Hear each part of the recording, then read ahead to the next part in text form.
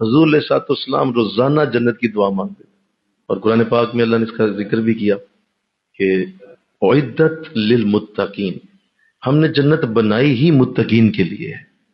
صحابہ جب حضور علیہ السلام سے یہ آیتیں سنتے تھے تو وہاں تو یہ عالم ہوتا ہوگا کہ سامنے جنت کی تصویر بھی آ جاتی ہوگی، اور میرے نبی نے تو معراج کی رات جنت کی زیارت بھی کی ہے۔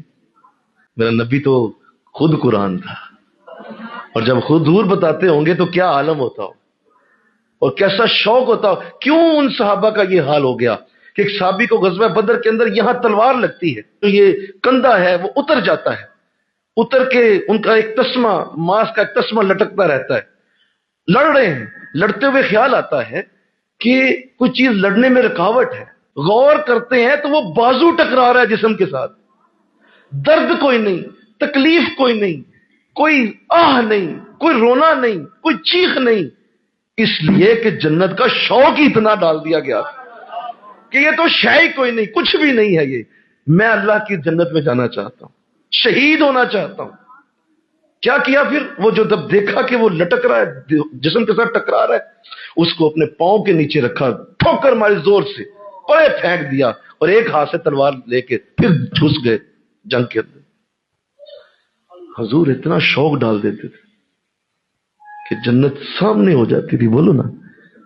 اس لیے یاد رکھو، جب بھی تمہارا معاملہ کہیں بھی ایسا ہونے لگے، دیکھ لینا تم نے لوز کیا کرنا ہے۔ جنت میں ایک وقت آئے گا کہ اللہ کی بارگاہ سے حکم ہوگا کہ جنتیوں آج ذرا خصوصی دعوت ہے۔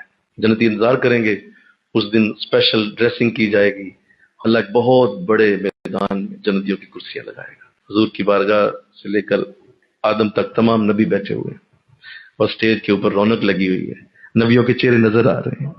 سب سے بڑی کرسی حضور کے لیے ہوگی، آپ سب سے بڑی کرسی پہ براجمان ہو۔ اللہ کی بارگاہ سے حکم ہوگا، داؤد تشریف لائیے اور اپنی کتاب زبور کی تلاوت کیجیے۔ ان کے بارے میں آتا ہے کہ جب وہ تلاوت زبور کی کرتے تھے چلتا پانی رک جاتا تھا۔ حضرت داؤد قرآن پڑھیں گے، جب قرآن پڑھیں گے جنتی ایک دوسرے سے گلے ملنا شروع ہو جائیں گے، ورفتگی طاری ہو جائے گی، نعرے لگنا شروع ہو جائیں گے۔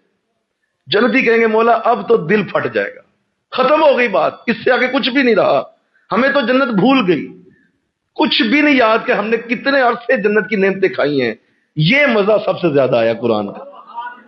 کہا جائے گا جنتیوں ٹھہرو، ابھی اور مزہ دیتا ہوں۔ کہا جائے گا فرشتوں کہو میرے محبوب سے اٹھیں اور یہ آج قرآن ہمیں سنائے۔ صاحب قرآن قرآن پڑھے، حضور جب تلاوت کریں گے جنتی ختم، بات ہی ختم ہوگی، جنتی خاموش، زبان سے ایک لفظ نہیں بول پائیں گے، سبحان اللہ کہنا بھی رک جائے گا، کیوں؟ اس کے لیے کوئی لفظ ہی نہیں ہوں گے حضور کی تعریف کے لیے۔